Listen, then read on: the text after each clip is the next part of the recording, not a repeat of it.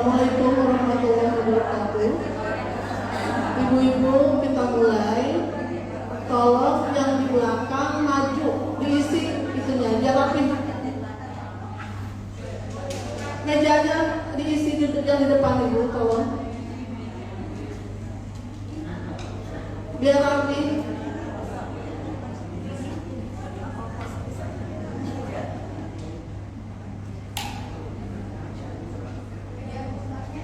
Iya Bu, ini kan Ustadz tamu, yang nggak tamu, yang tamu juga usahakan kalau datang duluan. Ini kan masjidnya, datang duluan ya di depan gitu Bu, dan di belakang ya di belakang datangnya. Ya.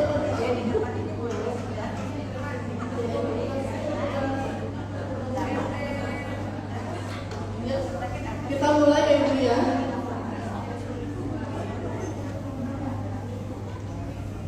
Assalamualaikum warahmatullahi wabarakatuh. Bismillahirrahmanirrahim. Alhamdulillahirabbil alamin wa bihi nasta'in ala umuri dunya waddin. Wassalatu wassalamu ala asyrafil anbiya'i wal mursalin wa ala alihi wa sahbihi ajma'in. Rabbi shrah li sadri wa yassir li amri wahlul 'uqdatam min lisani yafqahu qawli. Amma ba'du. Puji dan syukur kami panjatkan kehadirat Ilahi Rabbi atas nikmat yang telah diberikan kepada kita, terutama nikmat iman, nikmat Islam, nikmat sahabat al-afiat, sehingga kita bisa hadir di tempat ini dengan harapan niat dan rangka sebaliknya kita mendapatkan ridho dan barakah dari Allah Subhanahu wa taala. Amin ya rabbal alamin. Salawat serta salam kita sampaikan kepada junjungan kita Nabi besar Muhammad sallallahu alaihi wasallam beserta keluarganya, para sahabatnya, dan kita sebagai pengikutnya. Semoga mendapat syafaat di yaumil akhir nanti. Amin. Yang kami hormati Ustaz Umar Faruk MA, Ketua Majelis Ketua MKKI Masjid Al-Ikhlas beserta jajarannya, para sesepuh dan para senior MKKI yang kami banggakan, seluruh jamaah MKKI Masjid Al-Ikhlas yang insya Allah dimuliakan Allah Subhanahu wa taala. Hari ini kita mau mempelajari tentang seri mengenal ulama-ulama hadis, mengenal Imam Bukhari.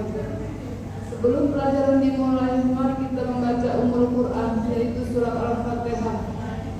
Semoga barokah dari surat Al-Fatihah ini adalah untuk kita semua.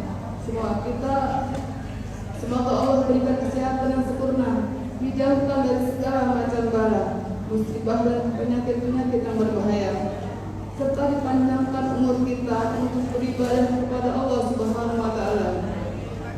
Untuk orang tua kita, suami kita, anak cucu kita yang sudah meninggalkan kita, semoga Allah terima amal ibadahnya, diampuni semua dosanya, dan ditempatkan yang terbaik di sisi Allah Subhanahu wa taala. Kita doakan apabila hari ini teman-teman kita jamaah MKKI yang kurang sehat, semoga Allah angkat semua penyakitnya dan Allah berikan kesembuhan dengan kesembuhan yang sempurna. Amin ya rabbal alamin.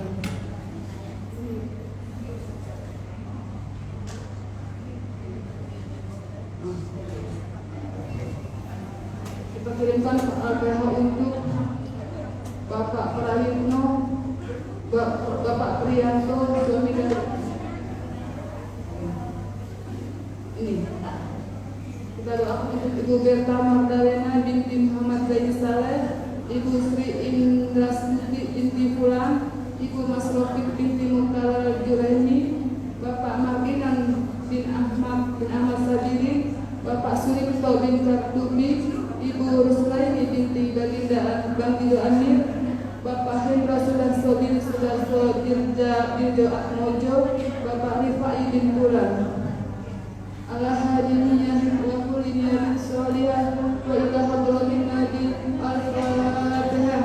A'udzubillahi minasyaitonir rajim. Bismillahirrahmanirrahim.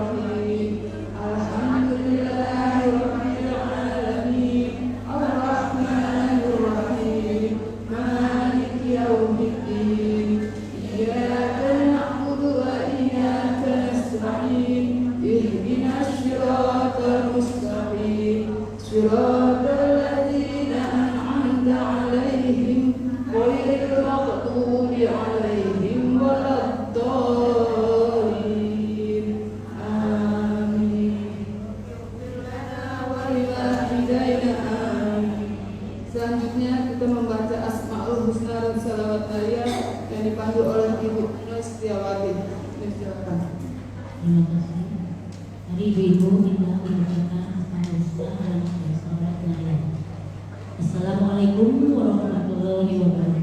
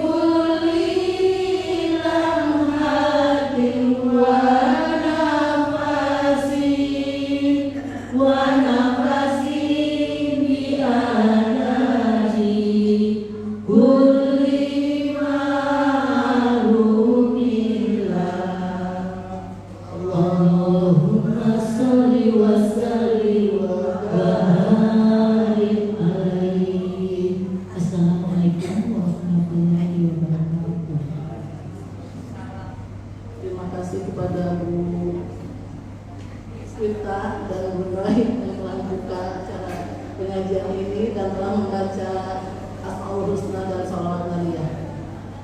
Ibu-ibu, Ustadznya sudah datang. Ahlan wa sahlan Ustadz. Beliau ini bernama Ustadz Faruk MA, S1-nya dari Madinah, S2-nya dari Sudan. Beliau ini ahli hadis. Kepada Ustadz, saya persilahkan.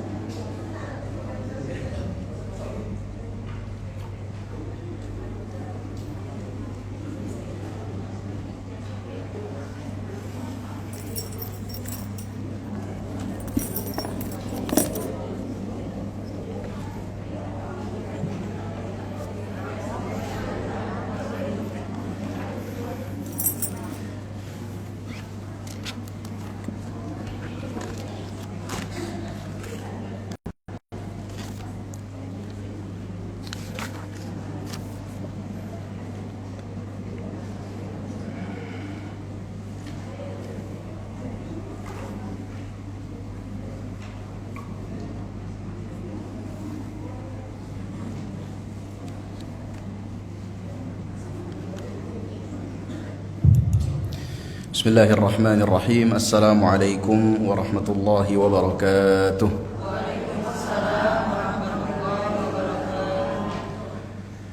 Alhamdulillahi rabbil alamin. Alhamdulillahilladzi hadana lihadza wa ma kunna linahtadiya laula an hadana Allah.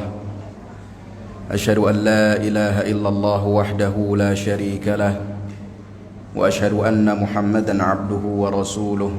لا نبي ولا رسول بعده اللهم صل وسلم على هذا النبي الكريم الذي أرسله الله رحمة للعالمين بشيرا ونذيرا وداعيا إلى الله بإذنه وسراجا منيرا الذي بلغ الرسالة وأدى الأمانة ونصح الأمة وجاهد في الله حق جهاده حتى أتاه اليقين نبينا وسيدنا وأسوتنا وقدوتنا وحبيبنا وشفيعنا ومولانا محمد صلى الله عليه وسلم وعلى آله وأصحابه أجمعين سبحانك لا علم لنا إلا ما علمتنا إنك أنت العليم الحكيم رب اشرح لي صدري ويسر لي أمري واحلل عقدة من لساني يفقه قولي أما بعد.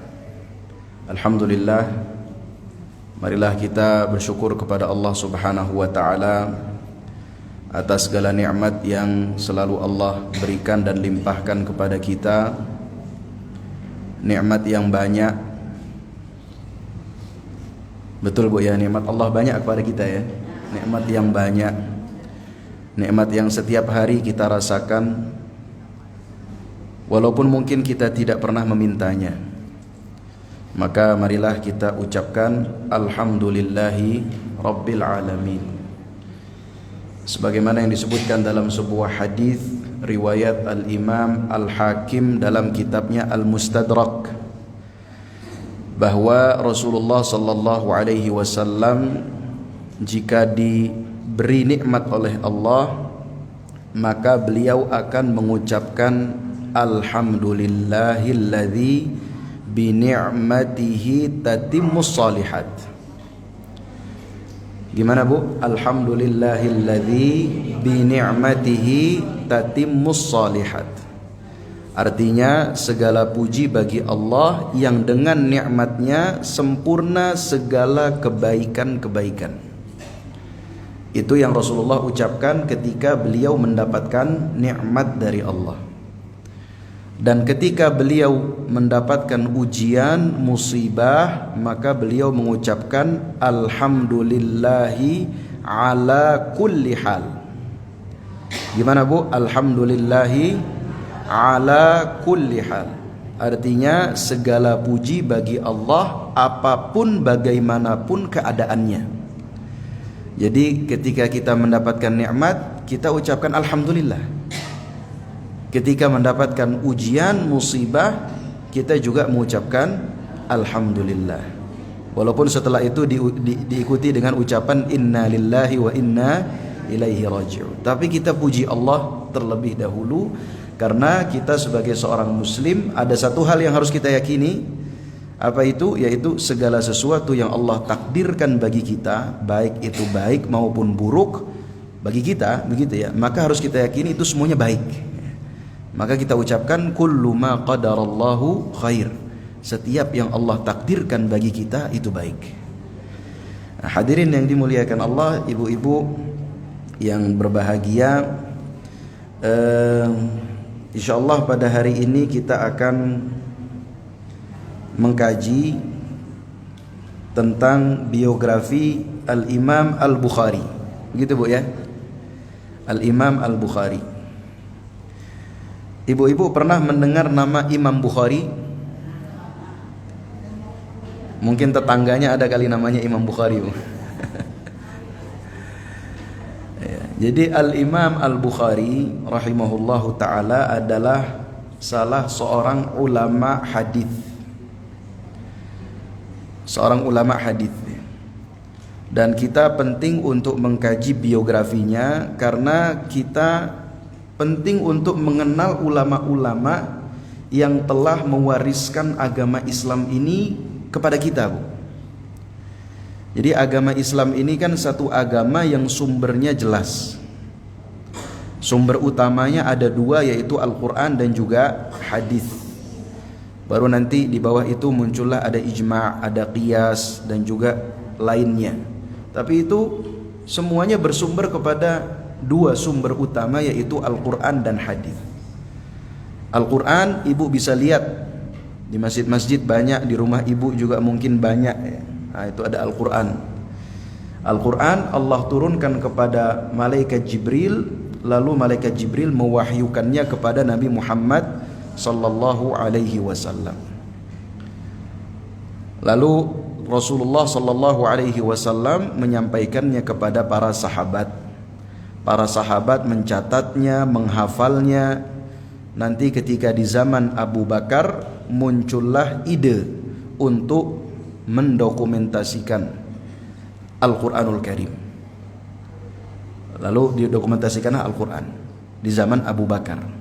Di zaman Uthman bin Affan tulisannya distandarisasi, sehingga tulisan-tulisan yang tidak sesuai dengan standar Uthman itu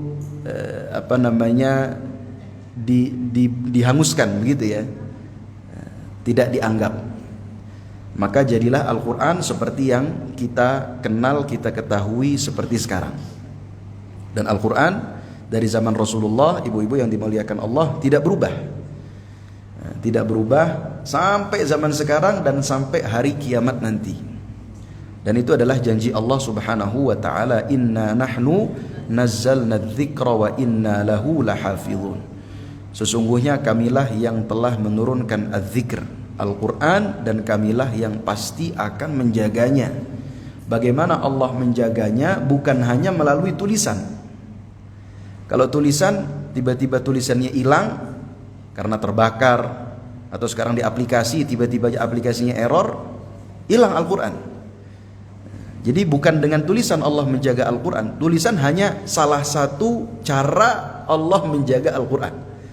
Tapi yang utamanya adalah melalui para hafiz Al-Quran. Dan dari dulu sampai sekarang tidak kita temukan perbedaan hafalan antara satu orang yang hafal Al-Quran dengan orang yang lain. Orang yang hafal Al-Quran di Indonesia dengan orang yang hafal Al-Quran di Arab Saudi, dengan yang di Mesir, dengan yang di Amerika, yang di Inggris, ketika dites hafalan ya sama. Tidak ada perubahan sedikit pun. Bahkan kalau kita lihat dari manuskrip-manuskrip Al-Quran yang ada yang kuno, itu juga tidak ada perbedaan. Kalaupun ada perbedaan, maka itu dianggap salah tulis. Dulu kan manuskrip, Bu ya. Manuskrip itu manu artinya tangan, skrip tulisan. Jadi tulisan tangan, belum ada percetakan kan. Jadi Al-Quran itu masih ditulis oleh manusia dengan tulisan tangan.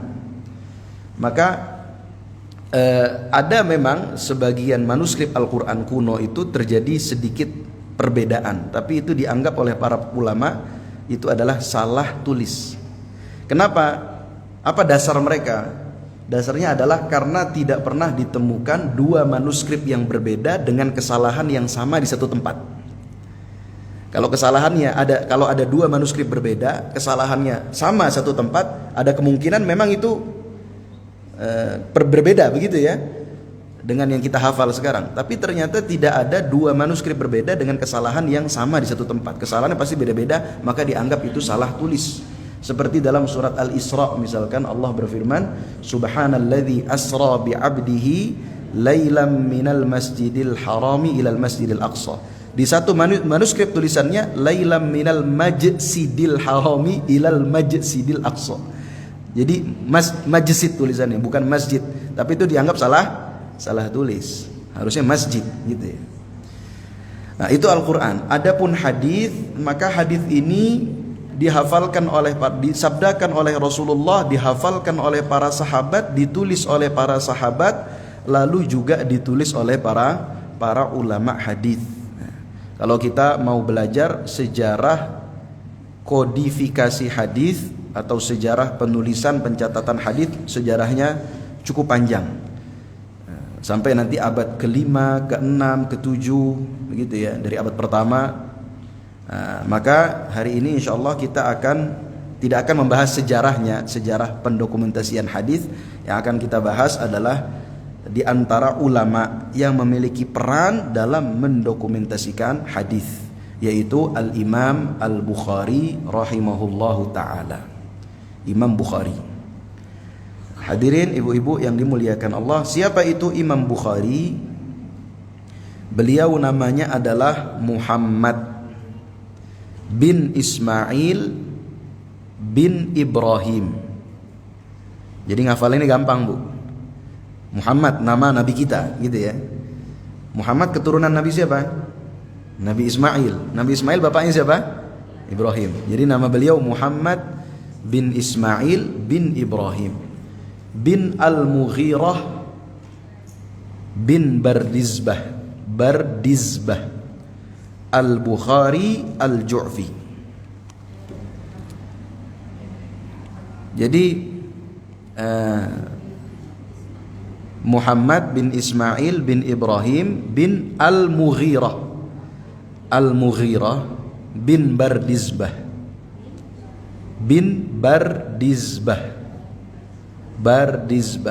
Kalau tulisan Arabnya ba, ra, da, zai, ba, ta marbutah.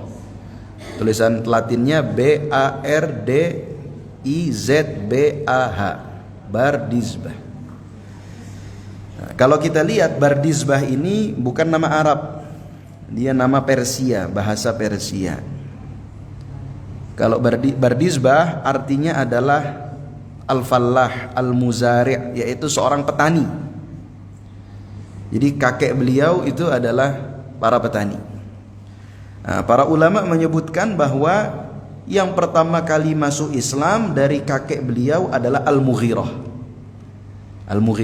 Jadi Muhammad bin Ismail bin Ibrahim bin Al-Mughirah. Nah, Al-Mughirah lah yang pertama kali masuk Islam.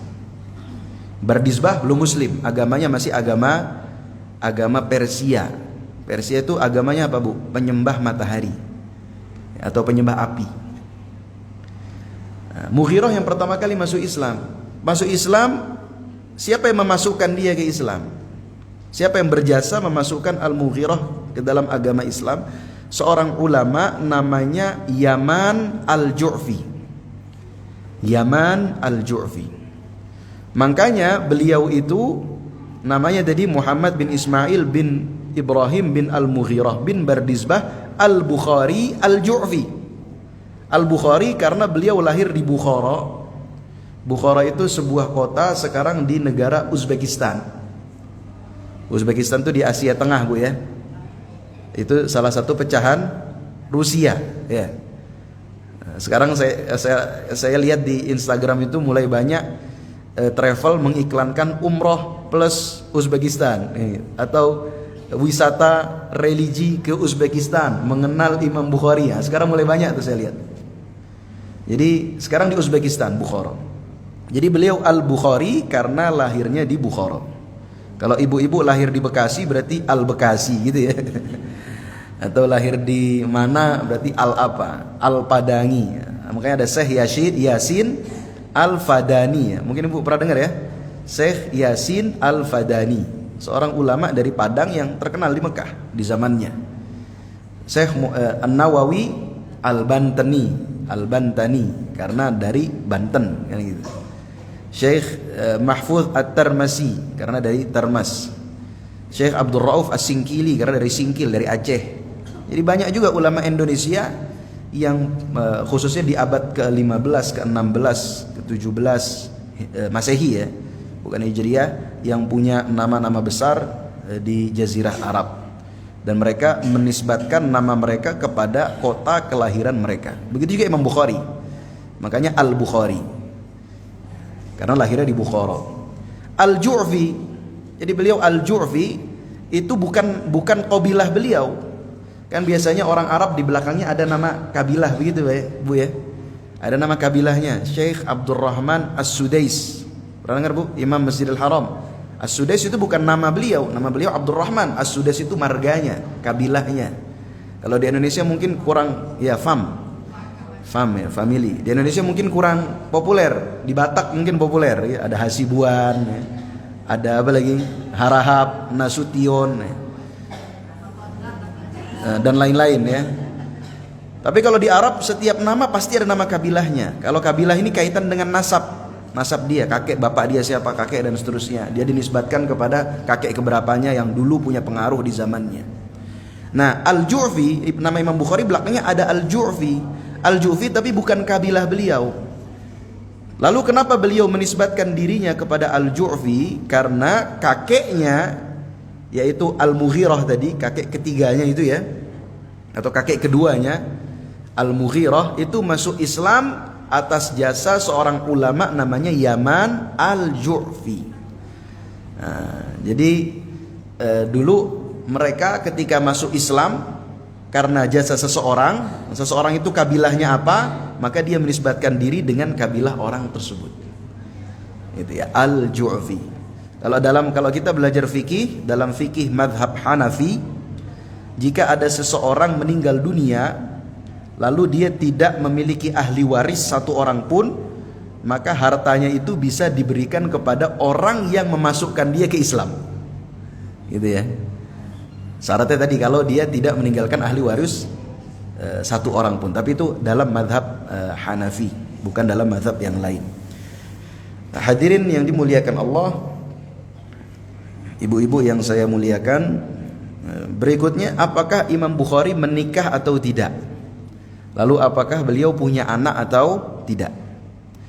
Nah, di sini ada perbedaan pendapat di antara para ulama. Karena memang zaman dulu mungkin pencatatan kan tidak semaju zaman sekarang Bu ya. Jangankan zaman dulu, zaman sekarang aja kadang-kadang ada orang yang sudah sepuh kalau ditanya, Pak lahirnya tahun berapa, nggak tahu.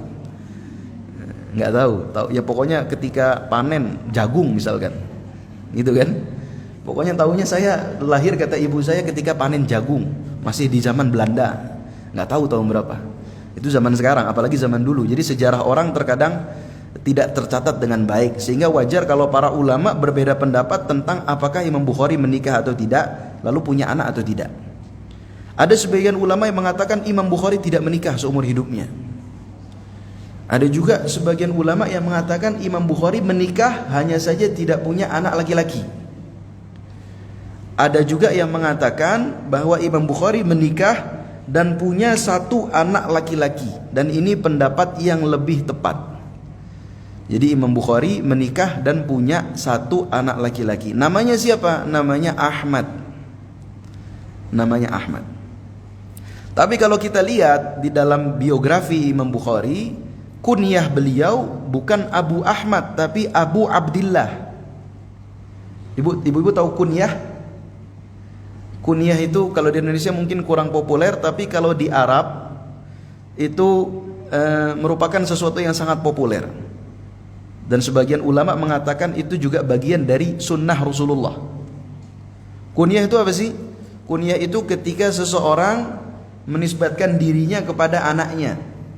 Kalau laki-laki Abu, kalau ibu-ibu Ummu. Misal saya punya anak namanya Hisham. berarti saya Abu Hisham, bapaknya Hisham. Gitu ya. Istri saya berarti Ummu Hisham. Kalau ibu-ibu punya anak namanya Muhammad, berarti ibu-ibu Ummu Muhammad. Itu namanya kunyah. Itu kebiasaan orang Arab yang akhirnya sebagian ulama mengatakan bagian dari sunnah. Kenapa? Karena Aisyah istri Rasulullah kan tidak punya anak, Bu. Ya kan? Pernah bertanya kepada Rasulullah, "Wahai Rasulullah, orang-orang semua punya kunyah, tapi saya tidak punya kunyah karena saya tidak punya anak." Maka kata Rasulullah, "Takanni bibni ukhtika." Kalau begitu berkunyahlah dengan anak saudarimu. Aisyah punya saudari perempuan namanya Asma.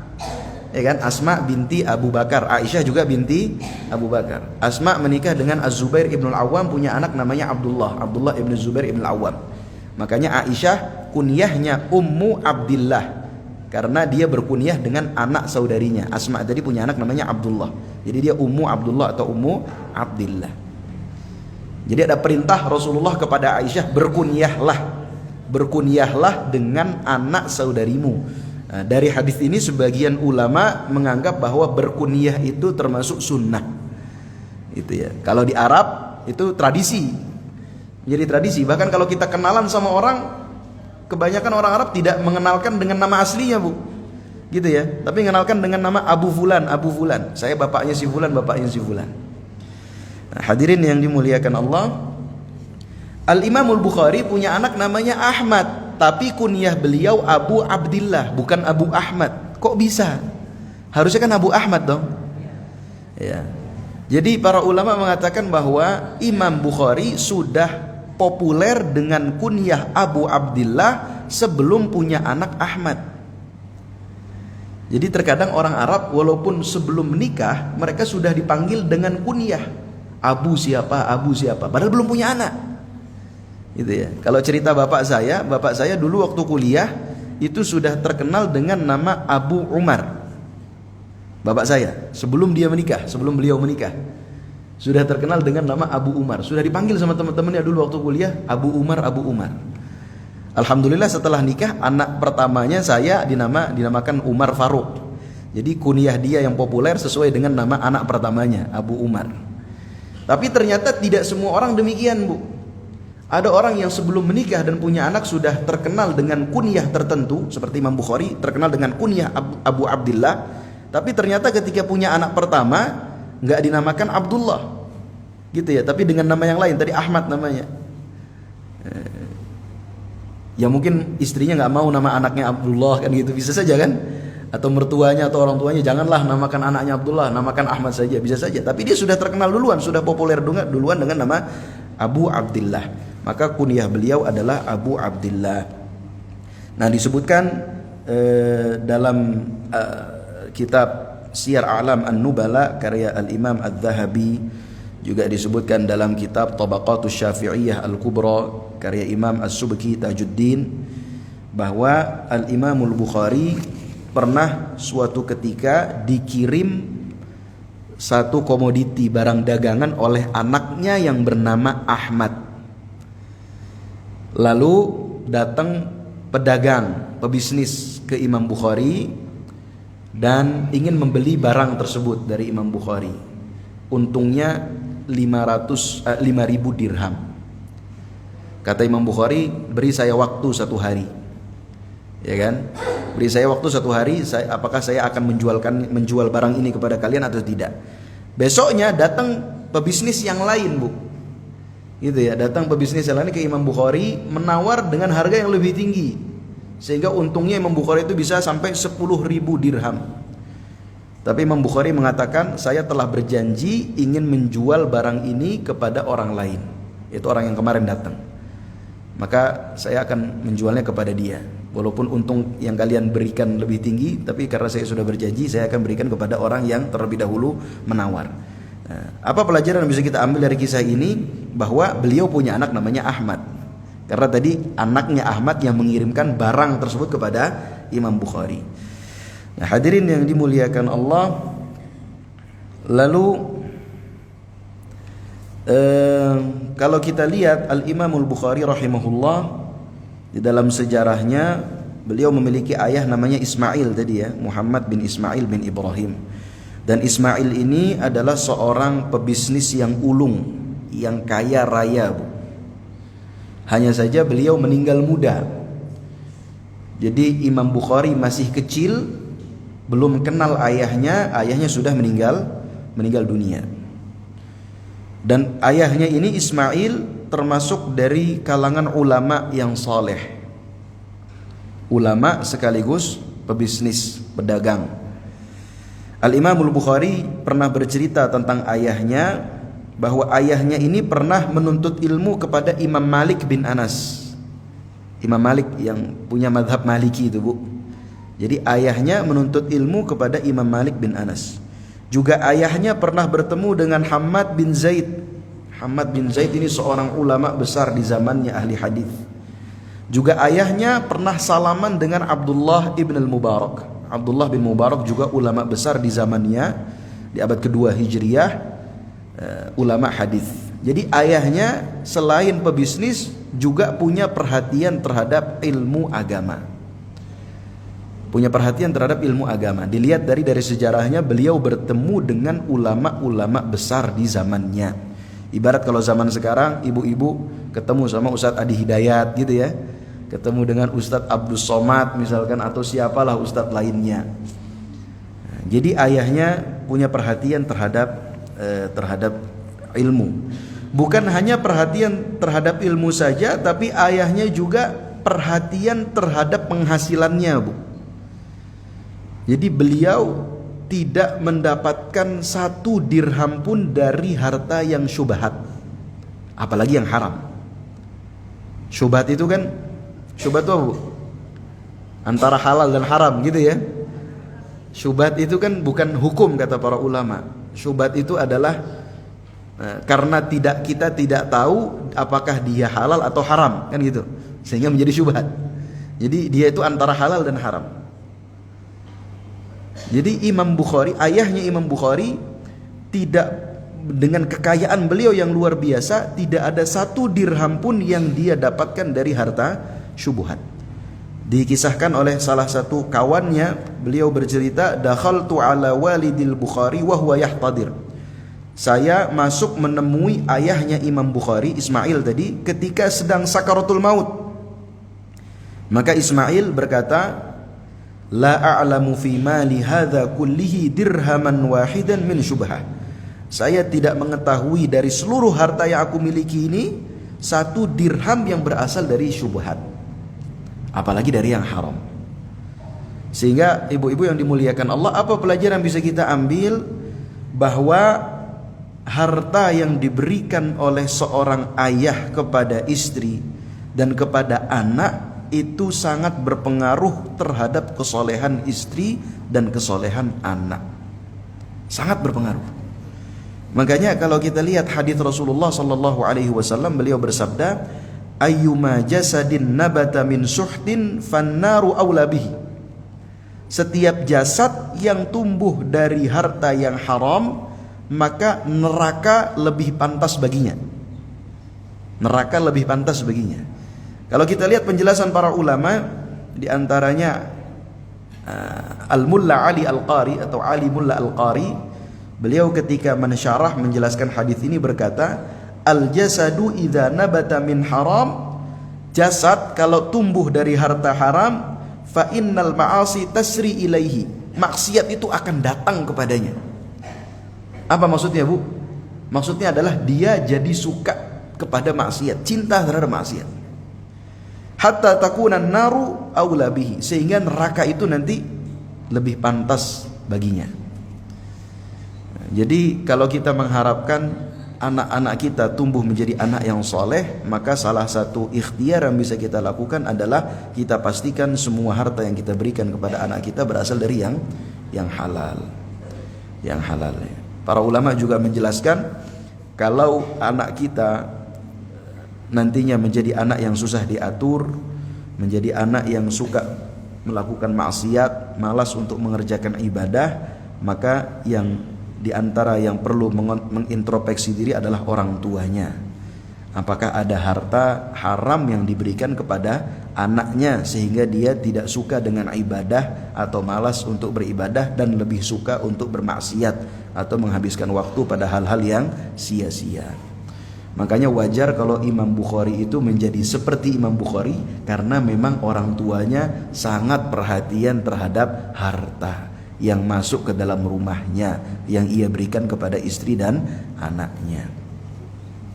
Ibu-ibu yang dimuliakan Allah, itu ayahnya Imam Bukhari Ismail. Sekarang ibunya. Ibunya para ulama mengatakan tidak ada sejarah lengkap yang menceritakan tentang ibunya. Bahkan namanya saja sulit dicari. Tidak diketahui nama ibunya Imam Bukhari siapa. Lalu bagaimana tentang sejarahnya, nasabnya, itu juga tidak ada data-data yang lengkap. Hanya saja Imam Bukhari pernah bercerita bahwa ketika dia usia 16 tahun, beliau pernah pergi berhaji dari Bukhara, dari Uzbekistan ke Mekah, ditemani oleh ibunya dan juga oleh saudara laki-lakinya namanya Ahmad. Jadi beliau punya kakak namanya Ahmad dan punya anak namanya Ahmad. Lalu setelah mereka bertiga selesai haji, ibunya dan kakaknya dan abangnya ini kembali dari Mekah ke Bukhara. Adapun Imam Bukhari menetap di Mekah. Untuk apa? Untuk belajar ilmu, mendengar hadis-hadis Rasulullah sallallahu alaihi wasallam dari ulama-ulama yang ada di Hijaz pada saat itu, di Mekah dan juga di Madinah. Beliau menetap di Hijaz. Hijaz itu Mekah dan Madinah, Bu. Dua kota besarnya adalah Mekah dan Madinah, dan juga Jeddah termasuk Hijaz. Jadi Hijaz itu pesisir pantai sebelah barat Jazirah Arab yang menghadap ke Laut Merah, yang berbatasan dengan Sudan dan Mesir dan Eritrea. Itu namanya Hijaz. Kota besarnya ada Jeddah, Mekah dan Madinah. Imam Bukhari tinggal di sana, bolak-balik Mekah Madinah, menuntut ilmu, mendengar hadis dari para ulama kurang lebih selama 6 tahun. Ibu-ibu yang dirahmati Allah, kapan Imam Bukhari lahir? Nah, ini belum kita bahas deh, lupa kelewatan. Imam Bukhari lahir tahun 194 Hijriah. Sekarang tahun berapa, Bu? 1445. Nanti hari Ahad 1446. Hari Ahad itu 1 Muharram, Bu. Ya kan? Berarti sekarang kita di akhir tahun 1445. Sebentar lagi masuk 1446. Imam Bukhari lahir tahun 194 Hijriyah. Berarti berapa tahun yang lalu? 1200-an tahun yang lalu kurang lebih ya. 1200-an. Rasulullah wafat tahun 11 Hijriyah. Ya kan? Rasulullah wafat tahun 11 Hijriyah bulan Rabiul Awal. Berarti beliau lahir 194 kurang 11 berapa? 183 ya. 183 tahun setelah Rasulullah wafat. Beliau lahir 183 tahun setelah Rasulullah wafat. Beliau lahir pada hari Jumat tanggal 3 Syawal. Hari Jumat tanggal 13 Syawal, bukan 3, 13 Syawal. Bapaknya tadi meninggal ketika beliau masih kecil, dan beliau meninggalkan harta yang sangat banyak.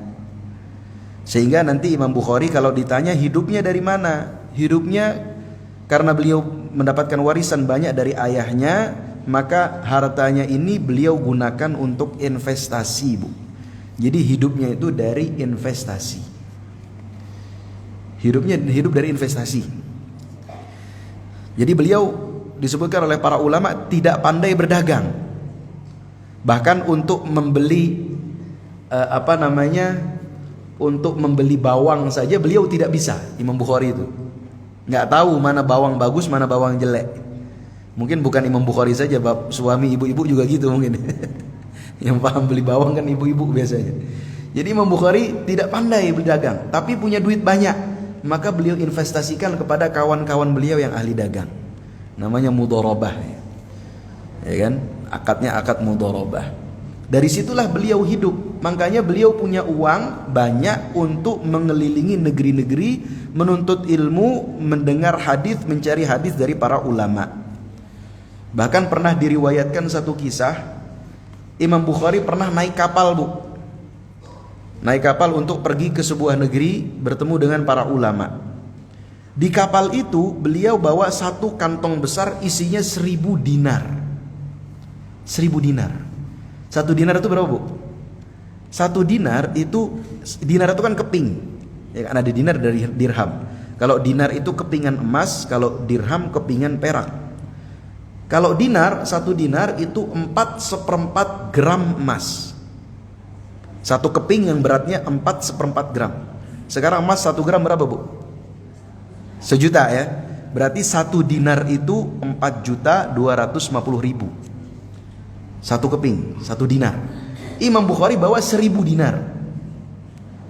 Berarti 4.250.000.000 ya. Itu beliau bawa sebagai bekal. Di kantong. Di kantong kepingan isinya 1000 dinar. 4 miliar beliau bawa di kantong. Dari mana beliau dapat duit sebanyak itu? Karena peninggalan ayahnya tadi. Jadi banyak ahli hadis yang miskin, tapi dengan kemiskinan mereka bisa mencari ilmu yang luar biasa. Kalau Imam Bukhari punya kelebihan. Apa kelebihannya? Bapaknya kaya, meninggalkan harta yang banyak. Tapi ternyata dalam perjalanan yang menuntut ilmu, beliau diuji, Bu. Apa ujiannya? Tadi pas naik kapal bawa 1000 dinar, 4 miliar lebih itu, tiba-tiba beliau didekati oleh seseorang. Ya kan? Deketin, ditanya-tanya, kamu siapa namanya, kamu dari mana, dan seterusnya. Rupanya orang ini punya niat jahat. Ya kan? Apa yang dia lakukan? Dia tanya, itu di kantong kamu apa itu? Itu kantong yang kamu bawa apa? Oh, ini uang bekal saya untuk menuntut ilmu. Berapa di dalamnya? 1000 dinar.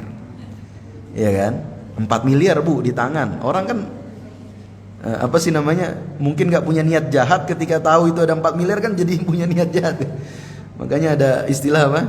Kejahatan itu tidak muncul karena apa istilah itu? Itulah ya. Jadi orang ini mendekati Imam Bukhari setelah ngobrol-ngobrol dan tahu di tangannya ada 1000 dinar. Dia balik masuk ke dalam kapal, lalu dia buat pengumuman, wahai para penumpang kapal, saya baru saja kehilangan uang 1000 dinar. Iya kan? Lalu penumpang kapal ini bertanya, 1000 dinar ini ciri-cirinya apa? Ditaruh di kantong warnanya apa? Terbuat dari bahan apa? Dia jawab semua. Kenapa? Karena dia telah melihat kantongnya Imam Bukhari tadi. Iya kan? Warna apa, terbuat dari bahan apa, dan seterusnya. Maka Imam Bukhari mendengar itu, dia buang ke laut, Bu. Uang 4 miliar itu dia buang ke laut. Ya kan? Tujuannya apa? Untuk menghindarkan diri dia dari fitnah.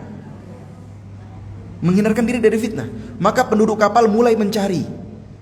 Ya kan? Karena 1000 dinar kan banyak, Bu. 1000 koin itu kan banyak kan. Mulai mencari. Ternyata tidak ditemukan. Akhirnya penumpang kapal menghina orang tadi. Kamu ini pura-pura. Ya kan? Akhirnya orang tadi kembali mendatangi Imam Bukhari. Wahai fulan, wahai Bukhari, kenapa engkau buang itu uangmu? Maka Imam Bukhari marah Imam Bukhari sambil mengatakan, wahai orang bodoh, saya ini telah menghabiskan usia untuk mencari hadis Nabi, mengumpulkan hadis Nabi. Kalau karena kejadian ini saya akhirnya dituduh pencuri dan riwayat saya tidak bisa diterima lagi, maka sia-sia usaha saya selama ini mengumpulkan hadis Nabi. Beliau menjaga nama baik, mengerjakan amal soleh, menjauhkan diri dari yang haram. Hanya karena satu kantong yang isinya 1000 dinar, 4 miliar itu akhirnya saya dituduh pencuri, sehingga riwayat saya tidak bisa diterima. Orang-orang tidak mau mengambil ilmu dari saya, padahal saya punya sekian banyak hadis Nabi. Ya kan? Maka sia-sialah selama ini yang setelah saya lakukan.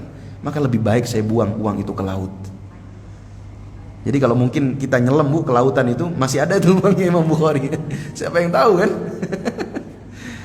Ya, harta karun ya. Hadirin yang dimuliakan Allah, beliau tumbuh sebagai seorang anak yatim ya. Anak yatim, dan banyak sekali para ulama yang tumbuh sebagai anak yatim, termasuk Nabi kita Nabi Muhammad sallallahu alaihi wasallam, beliau juga yatim. Dan ada satu karamah yang terjadi ketika beliau masih kecil. Apa itu? Ketika beliau masih kecil, beliau lahir dalam keadaan normal, sehat walafiat. Ketika beliau masih kecil, tiba-tiba beliau buta, tidak bisa melihat. Maka ibunya pun sangat sedih. Sehingga ibunya ini setiap hari banyak menangis, khususnya di sepertiga malam akhir, dan banyak berdoa kepada Allah Subhanahu wa taala agar Allah mengembalikan penglihatan anaknya, Imam Bukhari. Maka suatu malam ibunya ini bermimpi bertemu dengan Nabi Ibrahim alaihi salam. Lalu Nabi Ibrahim berkata kepada ibunya, "Innallaha qad rahimaki bisababi kathrati bukaiki au du'aiki." Sesungguhnya Allah telah merahmati kamu karena engkau banyak menangis dan engkau banyak berdoa. Wa qad raddallahu ala waladika basarahu, dan sesungguhnya Allah telah mengembalikan penglihatan anakmu. Maka ibunya pun terbangun dan melihat anaknya sudah bisa melihat kembali. Maka Imam Bukhari ini punya dua kelebihan, Bu. Yang pertama tadi mendapatkan warisan banyak dari ayahnya yang bersumber dari harta halal yang menjadi berkah bagi beliau. Yang kedua, beliau memiliki ibu yang sangat solehah. Jadi pelajaran bisa kita ambil dari sini bahwa doa ibu itu tidak ada hijab antara dia dengan Allah Subhanahu wa taala. Maka kita sebagai orang tua, khususnya ibu, tidak boleh apa, Bu? Melupakan atau lupa untuk mendoakan anak-anak kita. Juga jangan sampai seorang ibu latah kepada anak dengan ucapan-ucapan yang tidak baik. Nggak boleh ibu-ibu semarah apapun manggil anaknya bego lu, nggak boleh. Nanti bego betulan. Karena ucapan ibu itu doa. Semarah apapun ibu nggak boleh manggil anaknya dengan panggilan-panggilan yang buruk. Karena akan terjadi itu nanti. Karena ucapan ibu itu doa. Contohlah tadi ibunya Imam Bukhari yang selalu mendoakan anaknya, bahkan nemenin anaknya haji, gitu ya, nemenin anaknya haji. Hadirin ibu-ibu yang dimuliakan Allah, Imam Bukhari mulai menuntut ilmu di kutab. Kalau dulu belum ada sekolah adanya namanya kutab. Nah, sekarang mulai populer lagi istilah kutab, yang dipopulerkan oleh Ustadz Budi Ashari ya. Sekarang ada kutab di Jati Asih, ada kutab di Bogor, ada kutab ya. Jadi kutab itu adalah satu tempat untuk menuntut ilmu pada saat itu. Tapi khusus ilmu agama. Mereka menghafal Al-Quran di sana dan juga menghafal hadis dan belajar dasar-dasar fikih, dasar-dasar akidah dan ilmu-ilmu lainnya.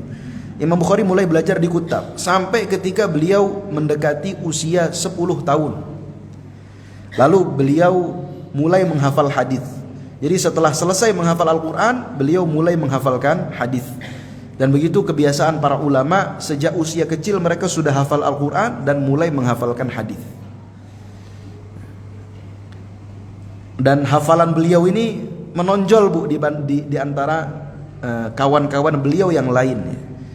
Dulu para ulama itu menghafalkan hadis bukan hanya matannya saja, bukan hanya qala Rasulullah innamal a'malu binniyat wa innamal likulli imri'in ma nawa, bukan hanya itunya saja. Tapi yang mereka hafalkan adalah dengan sanadnya, ya kan? Dari gurunya sampai kepada Rasulullah. Kalau ibu baca hadis dari kitab hadis yang masih ditulis sanadnya seperti Sahih Bukhari, Sahih Muslim, Sunan Abi Dawud, Sunan Tirmidzi, Ibnu Majah, Nasa'i dan lain-lain, pastikan awalnya bukan langsung hadis, Bu. Enggak langsung qala Rasulullah, tapi haddatsana fulan an fulan, kan gitu. Haddatsana fulan qala haddatsana fulan, dari si fulan, dari si fulan, dari fulan, dari sahabat, dari Rasulullah. Disebutkan sanadnya. Yang mereka hafal pada saat itu bukan hanya matan hadisnya, bukan hanya isi hadisnya, tapi juga sanadnya sampai kepada Rasulullah. Hadis ini diambil dari siapa, dari siapa, dari siapa, dari sahabat, dari Rasulullah. Begitulah mereka menjaga keaslian hadis dengan sanad. Nah, pada suatu hari beliau ini menuntut ilmu kepada salah seorang ulama besar di negerinya di Bukhara. Namanya Al-Imamul Wahidi. Al-Imam Al-Wahidi. Al-Imam Al-Wahidi pada saat itu membacakan hadis kepada murid-muridnya dengan sanadnya. Beliau mengatakan an Sufyan, an Abi Zubair, an Ibrahim. dari Sufyan, dari Abu Zubair, dari Ibrahim. Imam Bukhari yang usianya pada saat itu masih 11 tahun, Bu. Masih 11 tahun, berkata kepada gurunya, sesungguhnya Abu Zubair tidak pernah bertemu dengan Ibrahim. Ngerti nggak maksudnya, Bu? Jadi ada ulama besar namanya Imam Wahidi. Dia mendikte hadis kepada murid-muridnya, mendikte hadis dengan sanadnya. Ketika sedang mendikte, dia mengatakan hadis dari Sufyan, dari Abu Zubair, dari Ibrahim. Ya kan? Imam Bukhari pada satu hadir langsung teriak, sesungguhnya Abu Zubair tidak pernah bertemu dengan Ibrahim. Jadi nggak mungkin Abu Zubair meriwayatkan hadis dari Ibrahim. Maka gurunya pun marah dan membentak Imam Bukhari karena masih kecil, usia 11 tahun. Maka Imam Bukhari dengan tenang mengatakan, kalau guruku wahai guru, engkau tidak percaya, coba engkau masuk ke dalam rumah dan lihat catatanmu, kata Imam Bukhari. Maka gurunya masuk ke dalam rumah, lihat catatan dia. Ternyata betul, sanadnya dari Sufyan, dari Az-Zubair, dari Ibrahim. Bukan dari Abu Zubair, tapi dari Az-Zubair. Gitu ya. Jadi sanad yang betul adalah dari Sufyan, dari Az-Zubair, dari Ibrahim. Gurunya tadi mengatakan dari Sufyan, dari Abu Zubair. Hanya beda satu kata. Tapi Imam Bukhari tahu itu, kalau gurunya salah. Maka gurunya masuk ke dalam, melihat catatannya, ternyata betul. Ya kan? Dia salah. Akhirnya dia keluar lagi dan bilang kepada Imam Bukhari, wahai muridku, yang benar gimana? Kalau kamu bilang tadi salah, yang benar itu gimana? Wahai guruku, yang benar dari Sufyan, dari Zubair, dari Ibrahim, bukan dari Abu Zubair. Maka gurunya pun takjub dengan hafalan Imam Bukhari. Dan ketika beliau ditanya, usiamu berapa pada saat itu? 11 tahun. Nah, ibu-ibu yang dimuliakan Allah, ketika beliau berusia 16 tahun, beliau sudah mulai menghafal kitab-kitabnya Abdullah ibn al-Mubarak. Abdullah bin Mubarak, ulama besar yang tadi ayahnya itu pernah bertemu dengan dia. Lalu beliau juga sudah menghafal kitab-kitabnya Waki'. Waki' ini siapa? Waki' adalah gurunya Imam Syafi'i. Jadi ulama-ulama besar yang pada saat itu mengarang kitab-kitab hadis itu dihafal oleh Imam Bukhari ketika berusia 16 tahun. Jadi bukan hanya dihafal tentunya, tapi juga dipahami, Bu ya. Jadi pengetahuan kita terhadap Islam ini kan tergantung dari sebanyak mana data tentang Islam yang kita miliki, kan gitu, Bu ya. Ada orang agamanya Islam tapi nggak pernah ngaji, nggak pernah baca Al-Quran, ya pengetahuan Islamnya tentang gitu-gitu aja. Kenapa? Karena data tentang Islam yang dia miliki sedikit. Kalau ada orang hafal Al-Quran, faham maknanya, hafal hadis, faham maknanya, berarti dia memiliki data yang banyak tentang agama Islam. Imam Bukhari sejak kecil sudah hafal Al-Quran, sudah hafal ribuan hadis, bahkan puluhan ribu, bahkan ratusan ribu hadis. Makanya ketika beliau usia 16 tahun tadi, hafal kitabnya Abdullah bin Mubarak, hafal kitabnya Imam Waki', lalu beliau pergi haji, ya kan, bersama ibunya dan saudara kandungnya tadi yang namanya Ahmad. Lalu ibu kandungnya dan Ahmad kembali ke Bukhara. Beliau menetap di Mekah selama 6 tahun dan beliau mulai menulis kitab. Jadi usia 16 tahun sudah punya bekal untuk bisa menulis kitab, Bu. Kitab apa yang beliau tulis? Belum Sahih Bukhari pada saat itu. Yang beliau tulis ada namanya At-Tarikh Al-Kabir. At-Tarikh artinya adalah sejarah, gitu ya, satu kitab sejarah yang besar. Sekarang dicetak 9 jilid, Bu. Jadi kitab At-Tarikh Al-Kabir itu sekarang dicetak, gitu ya, dicetak 9 jilid. Itu ternyata ditulis oleh Imam Bukhari ketika usia 16 tahun. Apa sih yang memotivasi beliau menulis itu? Beliau ingin menuliskan sejarah tentang para sahabat, ya kan? Lalu para tabi'in dan para tabi'ut tabi'in. Karena mereka adalah generasi terbaik dan generasi yang punya jasa dalam menjaga Al-Quran dan juga menjaga hadis. Maka sejarah tentang sahabat, tabi'in dan tabi'ut tabi'in ditulis oleh Imam Bukhari ketika usia 16 tahun. Lalu beliau mengatakan, sesungguhnya setiap orang ini punya kisahnya masing-masing. Hanya saja tidak setiap kisah mereka itu saya tulis karena kitabnya takut kepanjangan, kata Imam Bukhari. Jadi itu sudah diringkes sama Imam Bukhari, tapi jadinya tetap masih 9 jilid, Bu. Kalau beliau mau tulis seluruhnya itu mungkin bisa 2 kali lipatnya atau 3 kali lipatnya. Itu tulis beliau ketika beliau berusia 16 tahun. Hadirin ibu-ibu yang dimuliakan Allah, lalu beliau pergi menuntut ilmu kemana saja. Jadi ada kebiasaan dari para ulama, mereka menuntut ilmu itu keluar dari negeri mereka. Ya, sampai zaman sekarang Bu ya. Sampai sekarang orang kalau mau belajar tentang teknologi, ya kan, tentang sains, itu kan pergi ke barat gitu ya. Pergi ke Jepang atau ke Korea atau ke Amerika atau ke Inggris, ke Harvard atau ke MIT. Kalau orang belajar agama ke Mesir kan gitu ya, atau ke Saudi Arabia atau ke negeri-negeri lainnya. Itu menjadi tradisi memang dari zaman para ulama terdahulu. Seperti Imam Bukhari, beliau keluar dari Uzbekistan, beliau kemana saja? Ke Hijaz yang pertama, ke Mekah dan Madinah. Lalu beliau pergi ke Irak, karena Irak pada saat itu adalah ibu kota negeri Islam, Daulah Abbasiyah, Khilafah Abbasiyah. Pada saat itu ibu kotanya adalah Baghdad, ya, Baghdad di Irak. Beliau juga ke Basrah, beliau ke Kufah, beliau ke Khurasan, ya, ke Iran, ya, Khurasan sekarang di Iran. Beliau juga ke Mesir.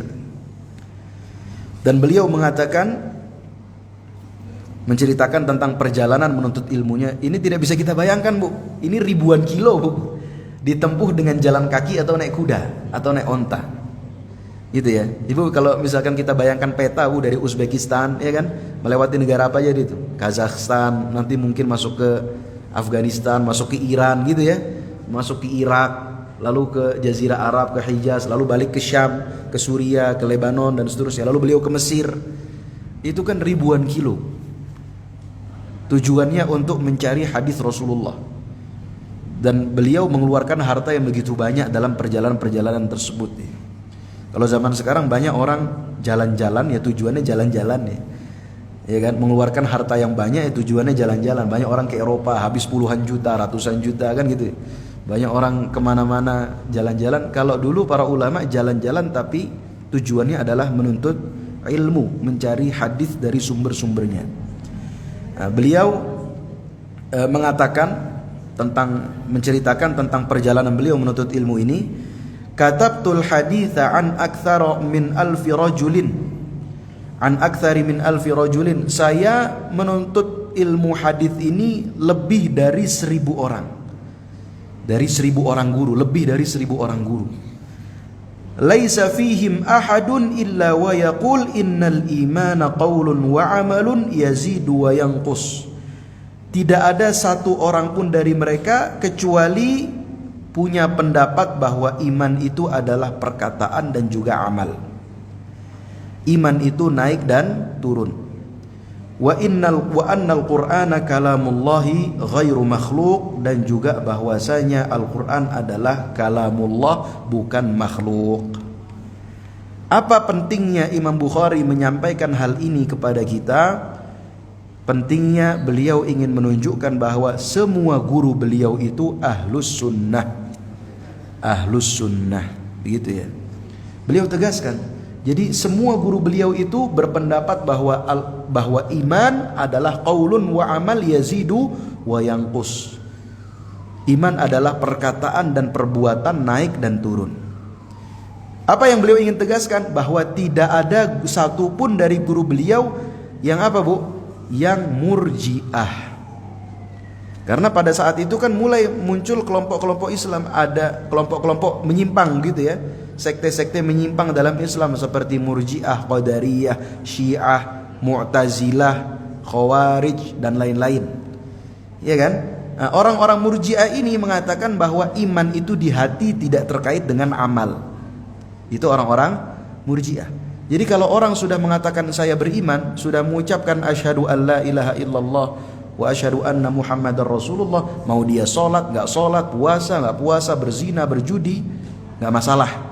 Kenapa? Karena iman sudah ada dalam hatinya. Itu kata orang-orang Murji'ah, sekte menyimpang. Kalau ahlus sunnah gak demikian. Ahlus sunnah namanya iman berkaitan dengan amal.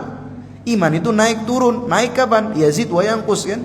Naik turun. Naik ketika dia taat, turun ketika dia maksiat. Jadi iman itu harus dibuktikan dengan amal. Itu ahlus sunnah demikian. Gak mungkin kita mengucapkan syahadat tapi kita gak mau sholat. Ya kan? Ya Allah azab karena nggak sholat. Ya kan? Nggak mungkin kita bersyahadat tapi kita nggak mau puasa. Ya Allah azab karena tidak mau berpuasa. Itu keyakinan ahlu sunnah. Tapi kalau orang-orang murji'ah, nggak masalah kamu nggak sholat, nggak masalah kamu nggak puasa. Yang penting kamu sudah mengucapkan syahadat. Kenapa? Karena iman tidak terkait dengan amal. Tapi itu sekte menyimpang, sesat. Imam Bukhari ingin menegaskan bahwa guru saya semuanya ahlu sunnah. Lalu beliau menegaskan bahwa semua guru saya mengatakan bahwa Quran adalah kalamullah, bukan makhluk. Kenapa? Karena ada orang-orang Mu'tazilah yang mengatakan bahwa Al-Quran makhluk. Gitu Bu ya. Al-Quran makhluk. Kalau kita ahlu sunnah mengatakan Al-Quran kalamullah. Kalamullah itu artinya apa Bu? Kalamnya Allah, firmannya Allah. Itu keyakinan ahlu sunnah. Kenapa kita tidak mengatakan bahwa Al-Quran makhluk? Karena kalau Al-Quran makhluk, makhluk itu tidak punya sifat sempurna seperti Allah. Iya kan?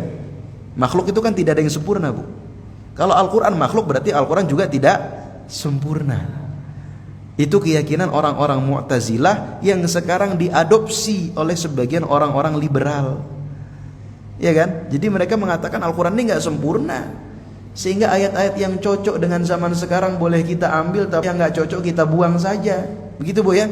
Nah itu sesat, gak boleh begitu. Makanya para ulama dulu menegaskan bahwa Al-Quran kalamullah, bukan makhluk. Kalau kalamullah berarti dia sifat Allah. Kalau sifat Allah itu sempurna, tidak ada kurangnya. Kalau kita meyakini Al-Quran makhluk, makhluk itu tidak ada yang sempurna, berarti Quran juga tidak sempurna. Bisa batal keimanan kita kalau ngomong begitu Bu. Nah, Imam Bukhari ingin menegaskan, guru saya semuanya yang lebih dari 1000 orang itu punya keyakinan bahwa Al-Quran kalamullah. Kalamullah termasuk sifat Allah, berarti dia sempurna. Al-Quran bukan makhluk. Hadirin yang dimuliakan Allah, ibu-ibu yang berbahagia. Lalu guru beliau siapa saja? Guru beliau banyak tadi ya, lebih dari 1000. Tapi yang populer ini saya sebutkan 5 sajalah, 5. Kalau cukup waktunya ya. Ada yang pertama namanya Abdullah bin Zubair Al-Humaidi. Abdullah bin Az-Zubair Al-Humaidi. Beliau ini kalau kita buka Sahih Bukhari kita buka Bu, itu kata-kata yang akan kita dapatkan pertama kali di Sahih Bukhari adalah Haddatsana Abdullah ibnu Zubair Al-Humaidi. Imam Bukhari berkata, Abdullah ibnu Zubair Al-Humaidi telah menyampaikan hadis kepada kami. Gitu ya. Jadi Abdullah bin Zubair Al-Humaidi adalah di antara guru beliau, atau guru beliau di antara sekian banyak guru beliau yang namanya pertama kali beliau sebut di dalam Sahih Bukhari. Hadisnya tentang apa? Hadis tentang innamal a'malu binniyat.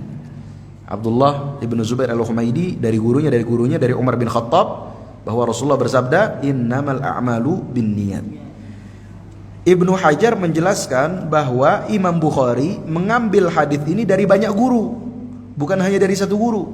Tapi kenapa yang beliau sebutkan di Sahih Bukhari, hadis yang pertama adalah guru beliau Abdullah bin Zubair Al-Humaidi? Kata Ibnu Hajar Al-Asqalani, karena beliau adalah orang Quraisy yang paling faqih, yang paling ahli fiqih. Dan karena beliau berasal dari Quraisy, dan Rasulullah bersabda, qaddimu Quraisyan, dahulukanlah orang-orang Quraisy. Maka beliau ingin mengamalkan hadis ini, ya kan? Beliau menyebutkan guru beliau yang berasal dari Quraisy, yaitu Abdullah bin Zubair Al-Humaidi. Abdullah bin Zubair Al-Humaidi. Dan beliau ini termasuk temannya Imam Syafi'i, Bu. Abdullah bin Zubair Al-Humaidi termasuk temannya Imam Syafi'i. Beliaulah yang menemani Imam Syafi'i menuntut ilmu ke Mesir. Imam Syafi'i kan meninggal di Mesir Bu ya. Nah, beliau menemani Imam Syafi'i ke Mesir. Sampai Imam Syafi'i meninggal dunia, barulah Abdullah bin Zubair Al-Humaidi kembali ke Mekah. Dan di Mekahlah dia atau beliau bertemu dengan Imam Bukhari. Dan Imam Bukhari belajar dari beliau banyak hal, di antaranya hadis dan juga fiqih. Makanya sebagian ulama fikih Syafi'i mengatakan bahwa Imam Bukhari mazhabnya Syafi'i. Gitu ya. Kenapa? Karena beliau belajar dari Abdullah bin Zubair Al-Humaidi yang merupakan temannya atau muridnya Imam Syafi'i. Tapi apakah betul Imam Bukhari mazhabnya Syafi'i? Ternyata enggak juga. Jadi kalau kita lihat dalam kitab-kitab mazhab, para ahli mazhab ini rebutan Imam Bukhari, Bu. Gitu ya. Dalam mazhab Ahmad bin Hanbal, dalam kitab Tabaqat Al-Hanabilah dikatakan bahwa Imam Bukhari mazhabnya adalah Hambali. Kenapa? Karena di antara guru beliau adalah Ahmad bin Hanbal. Imam Bukhari langsung menuntut ilmu dari Ahmad bin Hanbal. Dalam kitab-kitab Hanafi, fikih Hanafi, mereka mengatakan bahwa Imam Bukhari mazhabnya Hanafi. Kenapa? Karena beliau berasal dari Bukhara dan beliau menuntut ilmu awalnya dari ulama-ulama yang ada di Bukhara, dan ulama-ulama di Bukhara itu kebanyakannya mazhabnya Hanafi. Jadi Imam Bukhari ini rebutan oleh para ulama mazhab. Gitu ya. Yang betul apa? Bahwa Imam Bukhari tidak mengikuti mazhab tertentu secara mutlak. Gitu ya. Jadi tidak terikat dengan mazhab tertentu. Karena apa? Karena beliau adalah ulama yang bisa berijtihad sendiri. Jadi kata para ulama, beliau adalah mujtahid mutlak, seorang mujtahid. Artinya punya pendapat sendiri. Kenapa? Karena data yang beliau miliki banyak. Al-Quran hafal, hadis-hadis ratusan ribu hafal.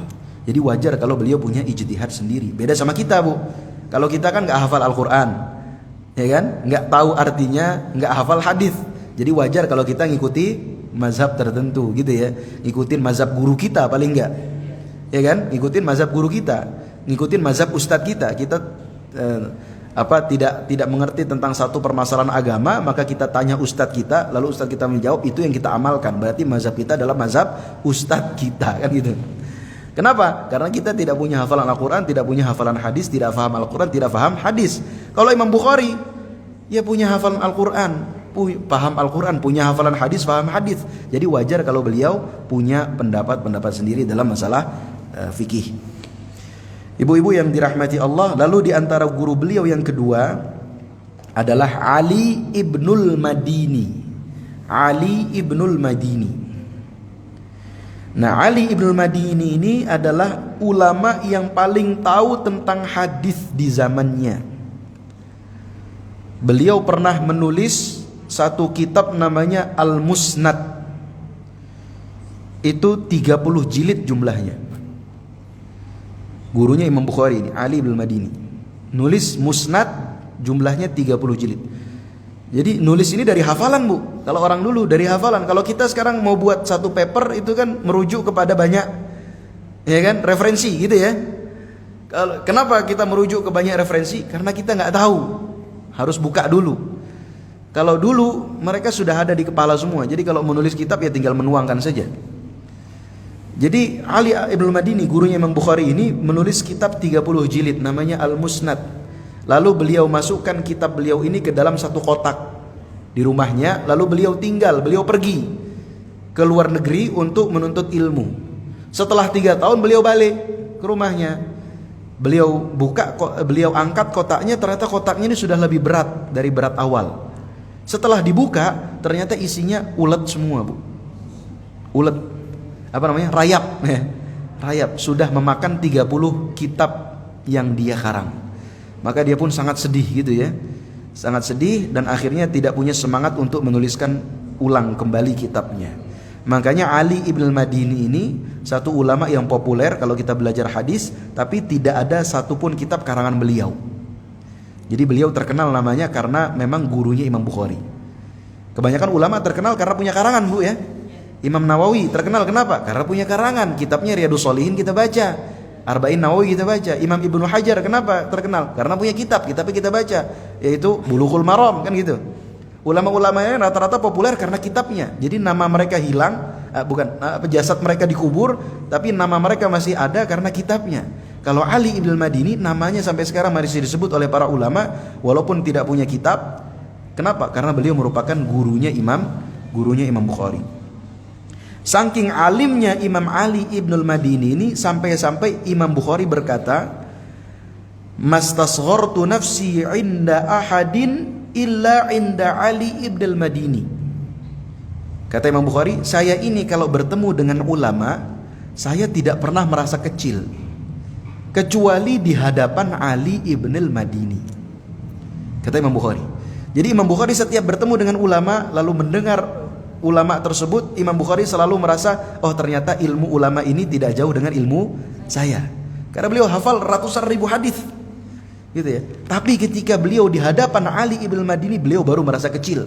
Karena ternyata ilmu beliau ini tidak ada apa-apanya dibandingkan ilmu gurunya dari Ali ibn al-Madini. Ibu-ibu yang dirahmati Allah, lalu di antara guru beliau juga ada namanya Abdullah bin Muhammad al-Musnadi. Nah ini mungkin nama-nama ini tidak kita kenal Bu ya. Siapa ini ya? Itulah fungsinya kita mengaji biografi para ulama supaya kita mulai mengenal nama ulama-ulama yang telah berjasa mewariskan Islam ke kita. Jadi jangan sampai kita hanya hafal nama artis saja Bu, ya kan? Atau yang laki hanya hafal nama pemain bola kan gitu ya. Nama artis Korea yang tadinya asing zaman sekarang menjadi populer, ya Bu. Jungkook, siapa itu Jungkook? Tahu Jungkook? Artis Korea kan gitu ya. Namanya asing-asing tapi sekarang jadi populer. Kenapa?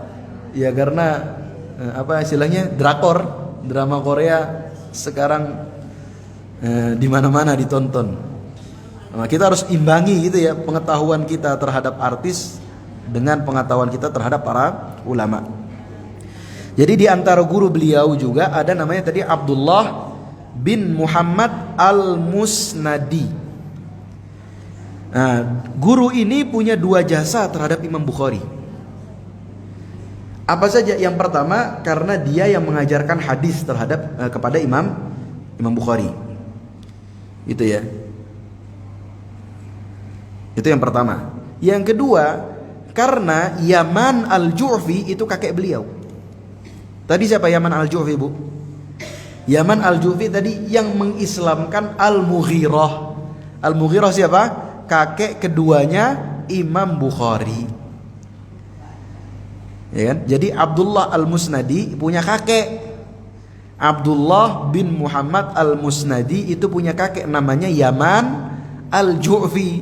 Yaman al-Ju'fi adalah yang mengislamkan Al-Mughirah. Al-Mughirah siapa? Kakek keduanya Imam Bukhari. Jadi itulah dua jasa besar Imam Abdullah bin Muhammad al-Musnadi terhadap Al-Imam Al-Bukhari. Yang pertama, dialah yang telah mengajarkan hadis kepada Imam Bukhari. Yang kedua, karena kakek beliau yang mengislamkan kakeknya Imam Bukhari.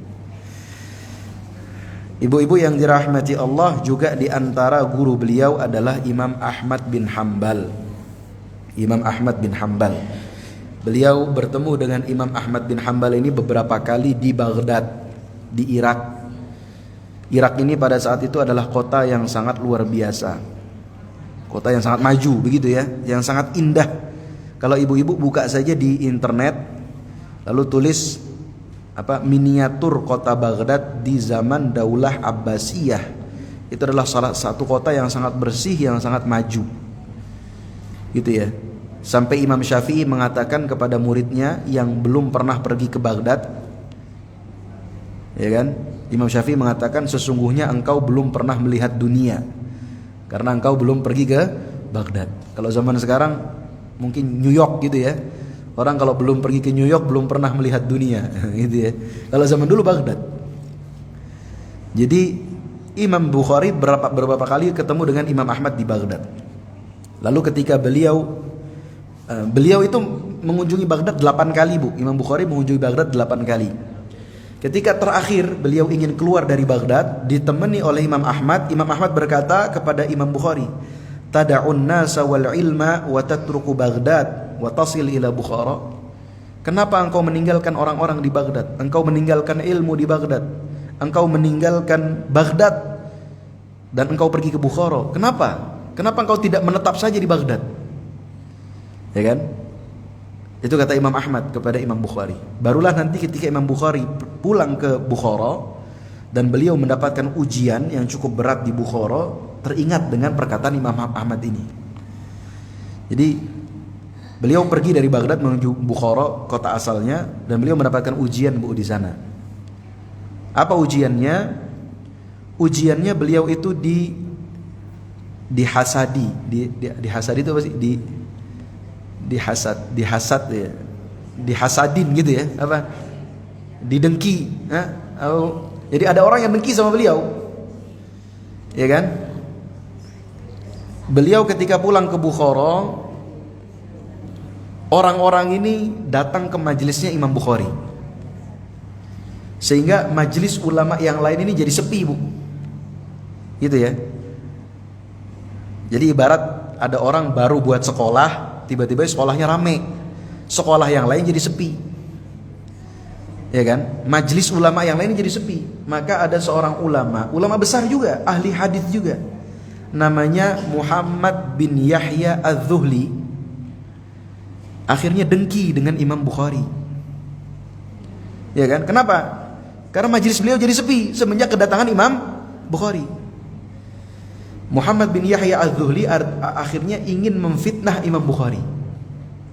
Apa yang dia lakukan? Dia kirim muridnya. Dia kirim muridnya ke Imam Bukhari, lalu dia suruh muridnya ini untuk bertanya, lafzi bil Quran makhluk? Apakah ketika saya melafazkan Al-Quran itu makhluk? Tadi Al-Quran makhluk atau bukan Bu? Bukan, Al-Quran kalamullah. Ya kan? Al-Quran kalamullah. Jadi Imam Muhammad bin Yahya Az-Zuhli ini ingin memfitnah Imam Bukhari, bahwa Imam Bukhari punya pendapat bahwa Al-Quran makhluk. Jadi ingin difitnah dia bagian dari Murji'ah, supaya ditinggal oleh murid-muridnya. Maka dia muridnya ini menyampaikan satu pertanyaan yang rancu. Lafzi bil Quran makhluk, apakah ketika saya melafazkan Al-Quran itu makhluk? Maka Imam Bukhari mengatakan Al-Quran kalamullah ghairu makhluk. Al-Quran adalah kalamullah, bukan makhluk. Ya kan? Tetapi lafzi bil Quran makhluk, begitu ya. Tapi kalau saya ucapkan Al-Quran, karena itu saya mengucapkan, menjadi makhluk.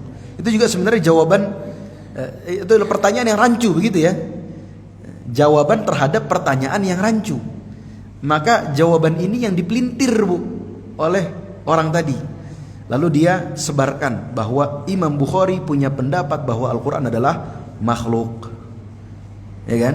Imam Bukhari berpendapat bahwa Al-Quran makhluk. Maka sejak saat itu dia ditinggalkan oleh murid-muridnya, karena difitnah oleh ulama besar juga. Jadi ulama ini ternyata ya namanya manusia, ada juga sifat-sifat manusianya Bu, dengki gitu ya.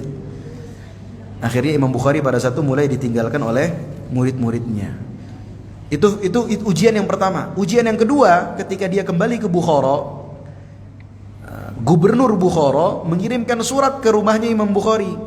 Apa isi suratnya? Wahai Bukhari, saya ingin engkau datang ke istana saya, membawa kitab kamu Sahih Bukhari dan membawa kitab kamu Tarikh Kabir, agar engkau mengajarkan dua kitab itu kepada saya dan kepada anak-anak saya. Maka Imam Bukhari membalas suratnya. Apa kata Imam Bukhari?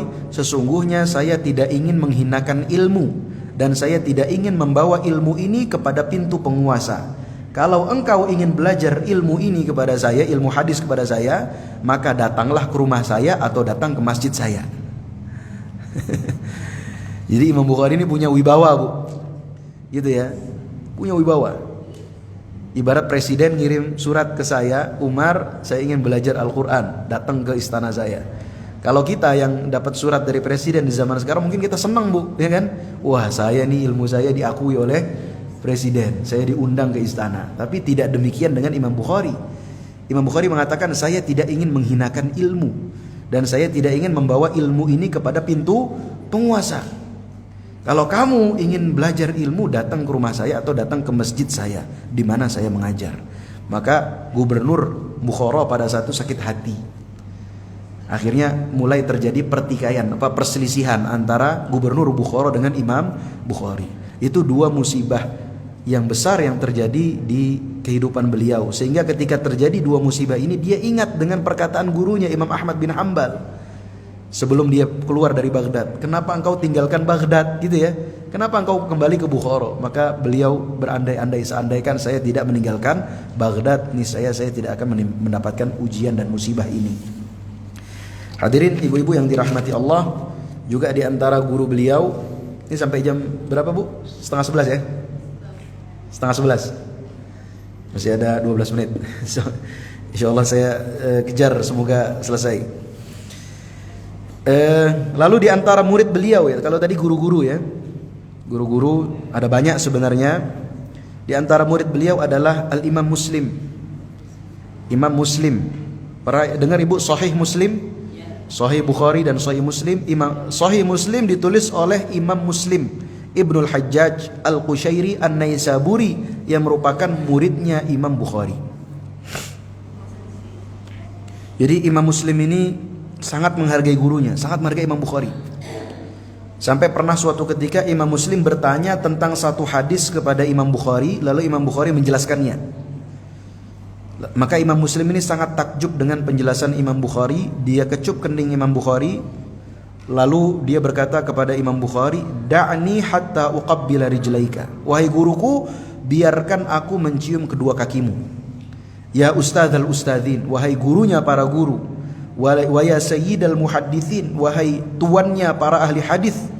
Wa ya tabibal hadithi fi ilalih, wahai dokter hadis dari penyakit-penyakitnya. Maksudnya karena Imam Bukhari bisa menjelaskan mana hadis sahih, mana hadis dhaif, mana hadis palsu, begitu ya. Lalu beliau Imam Muslim mengatakan, "Asyhadu annahu laisa fid dunya mithlak."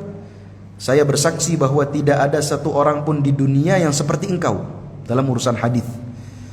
Wala yubghiduka illa hasid, dan tidak ada orang yang membencimu, yang hasad kepadamu kecuali orang yang hasad. Makanya Al-Imam Ad-Darqutni, seorang ahli hadis juga mengatakan, laulal Bukhari lama ja'a muslimun wala rah. Seandainya bukan karena Imam Bukhari, maka Imam Muslim itu enggak ada. Gitu ya. Jadi Imam Muslim namanya bisa besar itu karena jasa Imam Bukhari yang mengajarkan hadis kepadanya. Nah, ibu-ibu yang dirahmati Allah, Imam Muslim ini punya, ini sedikit ya kisah tentang wafatnya Imam Muslim. Imam Muslim ini punya kisah bagaimana beliau wafat. Jadi pernah suatu ketika dalam Muzakaratul Hadis. Muzakaratul Hadis ini satu acara, satu momen di mana para ahli hadis itu saling murojaah, begitu ya, murojaah hadis, Bu. Kalau kita murojaah Al-Qur'an, ini murojaah hadis. Murojaah itu mengulang hafalan. Mengulang hafalan hadis. Maka ada satu hadis yang disampaikan oleh seorang ulama, tapi Imam Muslim tidak mengetahui hadis itu. Maka kata ulama ini, masa engkau nggak tahu sih hadis itu, padahal hadis itu ada loh di kitab catatanmu. Imam Muslim bingung, masa sih ada hadis itu di kitab catatan saya, sedangkan saya tidak mengetahuinya. Maka Imam Muslim pulang ke rumahnya, membuka kamarnya, membuka kitab catatannya, dia bolak-balik kitab catatan itu mencari hadis yang tidak dia ketahui tadi. Tiba-tiba istrinya datang dan menyediakan satu kotak kurma, begitu ya, satu kotak kurma besar. Istrinya mengatakan, wahai suamiku, kita baru saja diberikan satu kurma besar, diberi hadiah. Maka Imam Muslim memakannya sambil mencari hadis yang tidak dia ketahui tadi dalam kitab catatannya. Dia makan tidak sadar, setelah satu kotak besar itu habis, Bu, kurma. Ternyata dia sakit karena kebanyakan makan kurma, akhirnya meninggal dunia. Jadi beliau tidak sadar kalau sudah makan kurma sebanyak itu karena fokusnya teralihkan dengan mencari hadis, gitu ya. Jadi dari sini kita tahu betapa ulama hadis itu punya perhatian besar terhadap hadis. Kalau mereka nggak tahu satu hadis, mereka akan sibuk mencarinya sampai dapat, sampai yang lain itu teralihkan, gitu ya. Hadirin ibu-ibu yang tidak dimuliakan Allah. Lalu di antara murid beliau juga Imam Tirmidzi. Kalau ibu-ibu pernah dengar kitab namanya Sunan At-Tirmidzi, ya kan? Itu yang menulis namanya Al-Imam Muhammad bin Isa At-Tirmidzi, atau dikenal dengan Imam Tirmidzi. Itu juga muridnya Imam Bukhari. Muridnya Imam Bukhari.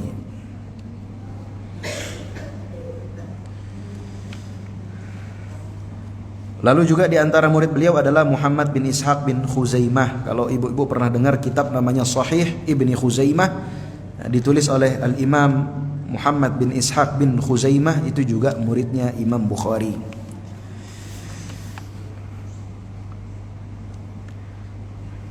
Dan beliau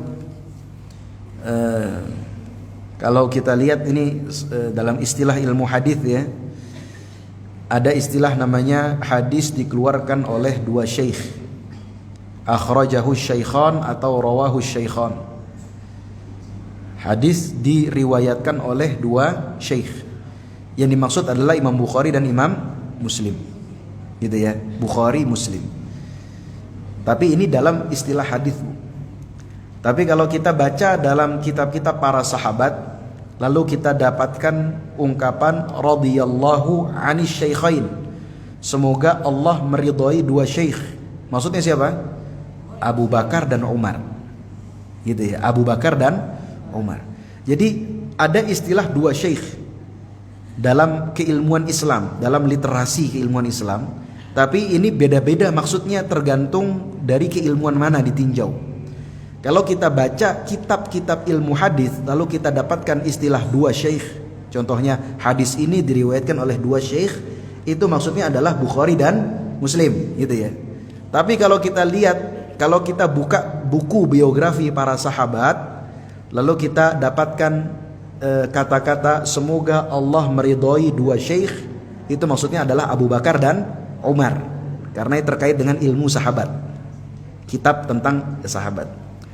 Kalau kita berbicara tentang fikih Syafi'i, dalam kitab fikih Syafi'i misalkan disebutkan bahwa pendapat ini dikuatkan atau dipegang oleh dua syekh, maka maksudnya adalah Imam Rafi'i dan Imam Nawawi. Imam Rafi'i dan Imam Nawawi.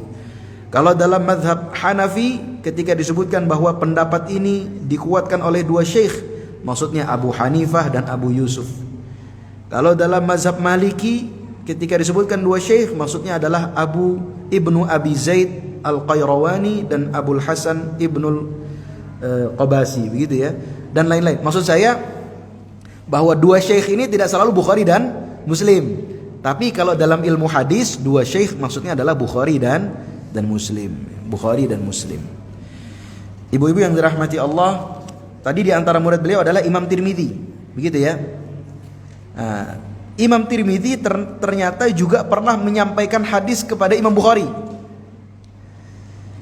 Ini biasanya Imam Bukhari menyampaikan hadis kepada Imam Tirmidzi karena Imam Tirmidzi muridnya.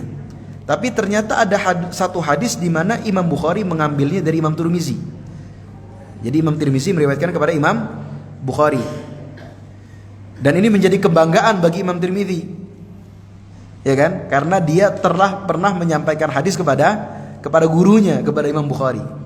Walaupun hadis yang disampaikan hadisnya lemah, tapi beliau sebutkan di dalam Sunan Tirmidzi. Beliau mengatakan haddatstul Bukhariya bihadits ya Ali la yahillu li junubin an yabqa fil masjidi ghairi wa ghairuka.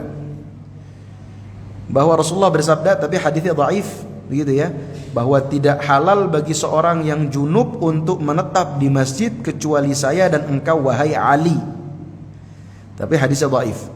Tapi karena hadis ini pernah diriwayatkan oleh Imam Tirmidzi kepada Imam Bukhari, maka ini menjadi kebanggaan bagi Imam Tirmidzi. Maka Imam Tirmidzi mengatakan, saya menyampaikan hadis ini kepada Muhammad bin Ismail Al-Bukhari, hanya saja Muhammad bin Ismail Al-Bukhari atau guruku itu menganggap asing hadis tersebut. Jadi maksudnya apa? Maksudnya Imam Tirmidzi sangat bangga kepada gurunya. Sampai-sampai ketika dia pernah menyampaikan hadis kepada gurunya, dia sampaikan kisah itu di dalam sunannya, yaitu Sunan At-Tirmidzi. Ibu-ibu yang dirahmati Allah, terakhir nih ya, sebagai penutup, bahwa Imam Bukhari adalah orang yang sangat wara'. Wara' itu artinya apa, Bu? Wara' itu kalau dalam bahasa agama adalah orang yang sangat memperhatikan halal haram, berhati-hati terhadap sesuatu yang haram dan syubhat. Haram dan syubhat dia berusaha tinggalkan, itu namanya wara'. Nggak mudah-mudah untuk menerima sesuatu, Dia harus pastikan dulu ini halal atau enggak. Kalau syubhat saja beliau tidak mau, itu namanya wara'.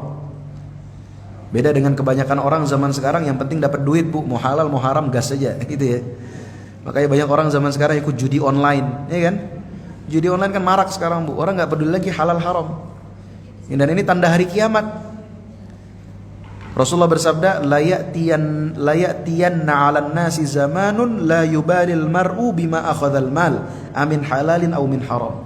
Akan datang satu masa di mana manusia tidak peduli lagi bagaimana ia mendapatkan harta, apakah dari yang halal atau dari yang haram, dia nggak peduli lagi. Nah, ini keadaan kebanyakan manusia zaman sekarang. Kalau Imam Bukhari punya sifat wara', hati-hati, bukan dalam masalah harta saja, dalam masalah bersikap, dalam masalah bermuamalah, berinteraksi dengan orang. Maka beliau sangat berhati-hati jangan sampai dia menyakiti hati orang lain. Makanya beliau berkata, maghtabtu ahadan mungdhu an alimtu annal ghibata haram. Saya tidak pernah menghibahi seseorang pun semenjak saya tahu bahwa ghibah itu haram. Itu, Bu, ya. Beda dengan kita. Kita tahu hukumnya ghibah haram, tapi apakah kita masih ghibah? Masih tipis-tipis. Kadang tipis-tipis, kadang tebal-tebal mungkin ya. Beda dengan Imam Bukhari. Jadi beliau tidak pernah ghibah, tidak pernah ngomongin orang lain. Bahkan ketika beliau, kalau dalam ilmu hadis, Bu, itu biasa menilai seseorang itu biasa. Menilai seseorang ini bukan karena hasad atau dengki, bukan. Tapi menilai seseorang apakah dia layak diambil ilmunya atau tidak. Tergantung dari bagaimana kuatnya hafalannya dan bagaimana kesolehannya. Jadi di zaman periwayatan hadis itu biasa menilai orang, mereview orang itu biasa. Gitu ya. Imam Bukhari dalam mereview seseorang, beliau sangat berhati-hati dalam memilih kata-kata. Beliau biasanya hanya menggunakan kata-kata yang tipis-tipis saja, tapi ingin mengisyaratkan bahwa orang itu bermasalah, tidak layak diambil ilmunya. Gitu ya. Contohnya beliau hanya mengatakan takallamu fih, orang ini diomongin oleh kebanyakan orang. Gitu ya. Sehingga kalau mau ngambil ilmu darinya harus hati-hati, karena kebanyakan ulama ngomongin dia. Tapi beliau tidak ingin mengomongin secara langsung, gitu ya. Hati-hati. Beliau tidak pernah mengatakan si fulan pendusta, si fulan pembohong. Jarang beliau mengatakan ucapan seperti itu, karena berhati-hati ketika harus ngomongin orang lain. Nah, hadirin yang dimuliakan Allah, di antara kitab yang beliau tulis yang paling fenomenal dan juga kita pelajari sampai hari ini adalah kitab Sahih Al-Bukhari. Sahih Al-Bukhari. Nama aslinya bukan Sahih Bukhari, Bu. Itu nama populer. Nama asli Sahih Bukhari yang dinamai oleh Imam Bukhari adalah Al-Jami' As-Sahih Al-Musnad Al-Mukhtasar min umurin Nabi sallallahu alaihi wasallam wa sunanihi wa ayyami. Panjang namanya. Panjang. Jadi ada 4 kata awal. Al-Jami', As-Sahih, Al-Musnad, Al-Mukhtasar. Al-Jami' artinya satu kitab yang mencakup seluruh pembahasan agama. Ya kan? Al-Jami'. As-Sahih semua isinya hadis sahih. Al-Musnad semua hadisnya bersanad. Al-Mukhtasar yang ringkas. Artinya ini ringkasan, Bu. Makanya kalau kita lihat dalam biografi beliau ini meringkas Sahih Bukhari dari 600.000 hadis. 600.000 hadis yang beliau hafal. Beliau pilih itu ya. Makanya kalau kita buka Sahih Bukhari jumlahnya 7.300-an gitu ya. 7.300-an. Itu beliau pilih dari 600.000 hadis yang beliau hafal. Makanya disebut Al-Mukhtasar, ringkesan. Ya kan? Min umuri Rasulullah, dari perkara-perkara Rasulullah, wa sunani dan sunnah-sunnahnya, wa ayyamihi dan keseharian Rasulullah sallallahu alaihi wasallam. Itu nama kitab asli Sahih Bukhari. Dan beliau termotivasi menulis kitab ini karena memang belum ada sebelumnya ulama yang menuliskan kitab hadis yang hanya mengumpulkan hadis-hadis sahih saja. Sebelum beliau sudah banyak ulama hadis yang menuliskan hadis, sudah banyak. Tapi biasanya isi kitabnya tercampur antara hadis sahih, hadis dhaif, hadis lemah dan hadis palsu. Beliaulah yang pertama kali menuliskan kitab yang hanya berisi hadis sahih. Kenapa? Karena guru beliau Ishaq bin Rahuyah atau Ishaq bin Rahawayh pernah berkata kepada para muridnya, wahai murid-muridku, seandainya ada satu di antara kalian yang menuliskan satu kitab yang isinya hanya hadis-hadis sahih saja, maka kata Imam Bukhari, semenjak guruku itu mengatakan hal itu kepada kami murid-muridnya, itu terbesit di dalam hati saya, membekas dalam hati saya. Maka saya tuliskan satu kitab Sahih Bukhari. Dan beliau ketika ingin memasukkan satu hadis ke dalam Sahih Bukhari, selain beliau berikhtiar dengan meneliti sanadnya apakah itu sahih atau tidak dari Rasulullah, beliau mandi dan sholat 2 rakaat. Sholat apa namanya, Bu? Apa namanya sholat? Bukan sholat apa? Istikharah. Sholat istikharah, gitu ya. Jadi ada 2 upaya yang beliau lakukan. Upaya duniawi, upaya secara manusiawi maksudnya, yaitu dia dengan beliau melakukan penelitian sanad, apakah ini benar dari Rasulullah atau tidak. Yang kedua, upaya melalui sholat istikharah. Jadi setiap hadis dari 7.300 sekian hadis itu yang beliau masukkan, beliau mandi dan sholat istikharah, sehingga mendapatkan jawaban dari Allah bahwa hadis ini memang dari Rasulullah Sallallahu Alaihi Wasallam, bukan hadis yang lemah, apalagi hadis yang palsu. Makanya terakhir sebagai penutup, ada seorang ulama dari mazhab Syafi'i namanya Abu Zaid Al-Marwazi. Ulama dari mazhab Syafi'i namanya Abu Zaid Al-Marwazi. Pernah suatu ketika beliau tidur di depan Ka'bah. Lalu beliau bermimpi ketemu dengan Rasulullah. Dalam mimpi itu Rasulullah berkata kepadanya, wahai Abu Zaid Al-Marwazi, kapan engkau akan mengajarkan kitab saya? Gitu ya. Maka Abu Zaid Al-Marwazi bertanya dalam mimpi itu, wahai Rasulullah, apa itu kitabmu? Kata Rasulullah dalam mimpi itu, kitab saya adalah kitabnya Muhammad bin Ismail Al-Bukhari, kitabnya Imam Bukhari.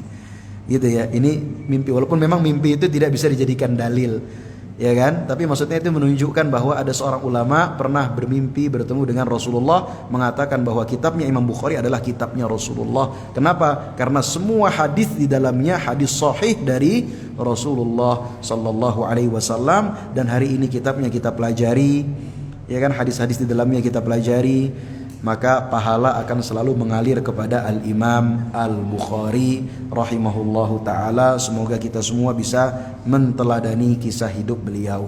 Mungkin itu yang bisa saya sampaikan, karena habis ini ada kegiatan lain, harus ke kampus ya Bu Elsa ya. Saya pamit Bu ya. Perlu ada pertanyaan atau? Oh ya, silakan Bu kalau ada pertanyaan sebelum itu.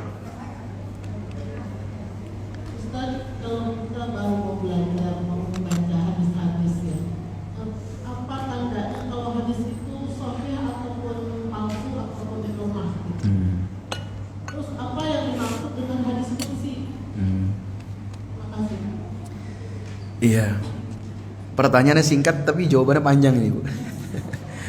Kalau di perkuliahan itu untuk satu ilmu namanya ilmu mustalahul hadis. Ilmu mustalahul hadis itu dulu saya di Madinah belajar 8 semester itu Bu. 8 semester itu untuk membedakan mana hadis sahih, hadis lemah, hadis palsu. Gitu ya. Jadi ya, kalau secara sekilas dilihat dari perawinya Bu. Dilihat dari perawinya. Perawi yang meriwayatkan hadis. Ya, jadi hadis itu kan diriwayatkan oleh para perawi sampai akhirnya dibukukan. Gitu ya. Sampai akhirnya dibukukan. Ketika dibukukan maka selesai periwayatan hadis. Nah, siapa yang meriwayatkan itu dilihat. Semua perawi hadis itu ada biografinya. Maka ada kitab-kitab biografi perawi hadis itu berpuluh-puluh jilid Bu kitabnya. Itu membahas perawi-perawi hadis, mana yang bisa diterima hadisnya, mana yang tidak bisa. Itu yang pertama. Yang kedua, dilihat dari ketersambungan sanadnya, sanadnya nyambung atau tidak. Gitu ya. Nah, itu tadi butuh dipelajari dalam waktu yang lama. Kalau dilihat secara langsung gini nggak kelihatan Bu. Nggak kelihatan ya. Tapi ada penelitiannya. Kecuali hadis palsu. Kalau hadis palsu mungkin bisa dilihat dari maknanya. Ketika maknanya mengandung makna yang tidak masuk akal atau yang terlalu berlebihan, itu menjadi ciri-ciri hadis palsu. Menjadi ciri-ciri hadis palsu. Misalkan ada hadis mengatakan barang siapa yang tawaf di kuburannya Husain, di kuburan Husain bin Ali, itu seperti haji 1000 kali. Nah, itu kan hadis palsu gitu ya. Itu hadis palsu yang dibuat oleh orang-orang Syiah. Nah, jadi kalau ditanya tanda-tandanya secara ringkes nggak ada, Bu. Karena yang kita lihat itu kan hanya hadis biasanya. Hanya hadis gitu ya.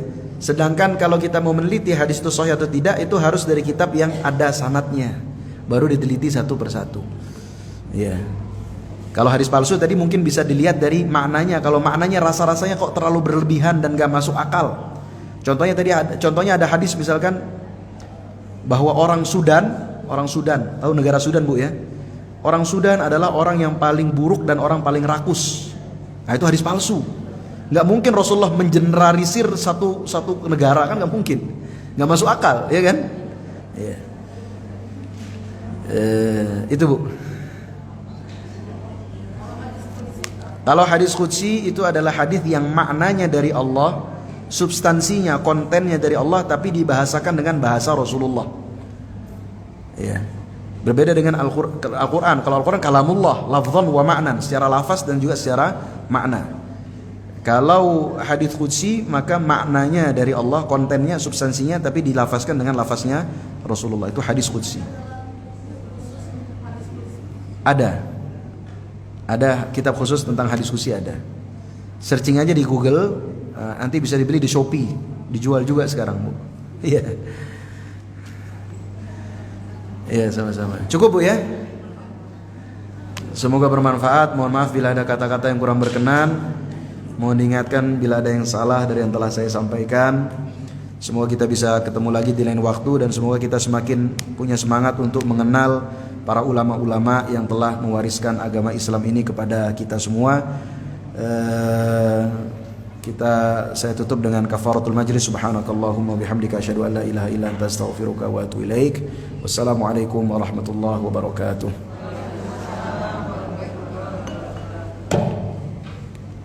Terima kasih kepada Ustadz Umar Faruq MA yang telah memberikan ilmunya. Semoga bermanfaat dan menambah ilmu pengetahuan buat kita semua. Assalamualaikum warahmatullahi wabarakatuh.